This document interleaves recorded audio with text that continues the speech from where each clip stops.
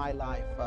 You know, I've always been a dreamer. I mean, from day one, I've always been a dreamer ever since I was a little kid. And, you know, if you go back to where, you know, I was born and raised, I was raised in Modesto, California. And, you know, I was raised in the smallest house I think I have ever seen in Modesto. And it was the only house that I have ever seen in Modesto that actually had a tin roof. You know, one of those corrugated roofs that go up like this. And it was incredible. It was a special house because you could hear the hail on the roof. So that's a special roof, right?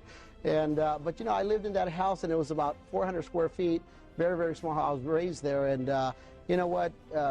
Being raised in the bad side of the neighborhood, you think that, well, you know, you might not have a chance to do something special in your life, and you're basically you grow up thinking, well, you know, what is there in life for me to do and stuff. But I always knew there had to be something out there, and every time I went to bed, you know, I prayed about, you know, doing something special with my life, and I also prayed about my future wife, and I said, you know, make her tall and blonde and green eyes, and yeah, I forgot to say that, you know, make me tall too, you know. We did meet at 15 years old, and as a matter of fact, when I moved into the neighborhood right down the street from him, I actually said hi to Leo when he was going by, and so Leo said, oh gosh, she likes me, and I didn't even know I was saying hi to him. I thought it was someone else. I remember her saying that when she was moving into the neighborhood, she was moving into the other side of the neighborhood where at least they had sidewalks. Where I lived, there was no sidewalks, okay? And she told her dad, Dad, we're not moving into this neighborhood, are we? He goes, no, no, no, we're down the street a little further. She goes, great, because see that house right there, no sidewalks. She didn't know that house was going to be her future husband.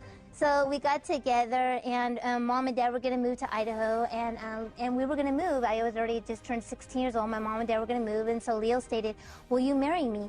And I said, what? So we got married at 16 years old. My mom agreed to it. My dad, we had a talk. We were kind of afraid to talk to my dad, and my dad said, okay, so do you have a place for her? And Leo said, yeah, I do. So we moved into this barn.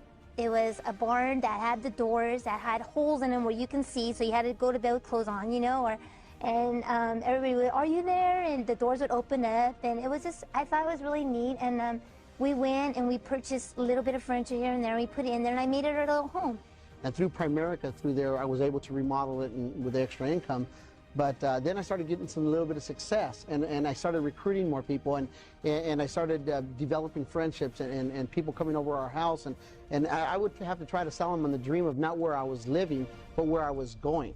And they'd come over to the house and sit down, and I'm here selling them a dream of, you know, where we could be in the next 3 to 5 years, and they'd come over and in that home, and the TV would be sitting on a TV tray, you know, right? And I'd say, well, is that going to fall? And they used to go, well, would that fall? And I said, no, as long as you don't bump it. You know, as long as you don't bump it, it shouldn't fall. And but anyway, you know, they'd look around. They said, okay, so we're going to make $100 grand here, right? Yeah, and I'm like, absolutely. And so I just kept selling them the dream, kept selling them. Guess what? Before you know it, we started recruiting them. Before we know it, we started having success. I remember, you know, getting the watch at one of the hotels nearby, and it meant that I made over $50,000 a year. And I said to myself, I said, you know, geez, wow, we finally made it to 50,000. And then I talked to Gary Barton. I told him, Gary, you know, I'm making 50 grand now. Should I go out and buy another house? And he goes, no, you're not ready for it. And you know, the coaches and mentors that we had with Linda and Abe Cole and Gary and Coletta Martin, just unbelievable, and all the way to Cheryl and Francis and everyone. And they told me, no, save your money and put it, you know, away and invest. So I started investing my money and started working more and bringing my income up higher and higher and higher. And I was still living in the old little house, about 700 square feet, at $250,000 a year in income. And that's when Peggy and I said, okay, now it's time. We have plenty of money saved up. You know, we're making plenty of money. Now it's time to buy that dream home that I promised you. You know, I used to always say, trust me, I'm going to buy you a house. Trust me, you know. I still remember going in there with my kids, seeing this new home that we have now. It's 4,000 square foot. It's on the river. You know, it's got a swimming pool, and the redwood deck is 3,000 square foot of redwood deck overlooking the river, and it's just an unbelievable house. You know, you tour the bottom of the house, and you're like, wow, this is an incredible house. And there's another you know, second level, and it's just unbelievable. All the windows are just glass everywhere you see. Like I told Leo the other morning, I woke up and I just looked out my bedroom window and I just said, you know, Leo, we're like so blessed to have this home. It's really unbelievable what Primerica can do. I mean, people think that Primerica, it's just fly-by company and all, but really, truly, it's not. I mean, you need to really take the time and look into Primerica and see what Primerica is all about, because it's about changing families' lives and taking them somewhere where other companies can't do that. Both Leo Jr. is in the business and Armando is also in the business, and you know, they're 21 and 22 now, and Holly is 16, and she can't wait to get in the business. And so, you know, a lot of people use their kids as an excuse. We use them as a reason. They love it. I still remember all the time that we spent with Linda and Abe Colwell.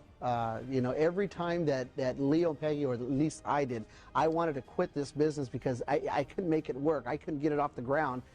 You know, Linda would send Abe down the mountain, because they live in Sonora, California. They'd send down the valley, down to Leo. Said, Leo's quitting again. You need to go talk to him. And make a long story short, you know, he would always coach me, and Linda would always be there to help me and to, you know, say, you know what, you're going to make it. You're going to make it. And, you know, so really building the relationship with them really meant a lot, because that kept me in the business.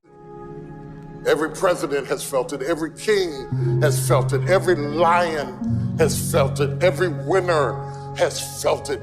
Every soldier has felt it. Every victorious person has felt it. The urge to quit. Don't you give up on your dream.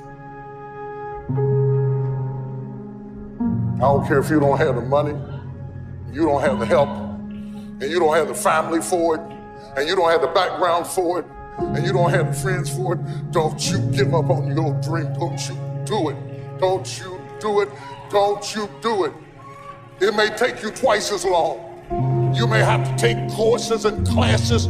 You might not read as fast. You might not move as quick. You might not have as much. But don't you quit. Don't you quit. Don't you quit. You do make a difference. You do make a difference. You do make a difference. As weak as you are, as tired as you are, as many mistakes as you made, you do make a difference. There is something they would lose if you were not there. There was something that they would miss if you were not there. You do make a difference. You do make a difference.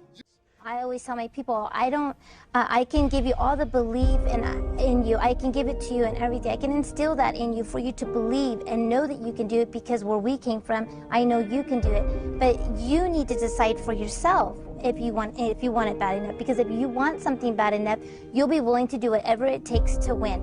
I just want to know that people out there have a chance to do what I did. And I believe that anyone that gives it a shot, if I can do it from where I come from, anyone can. And I don't think that I'll ever stop working for people. It's not anymore about the money.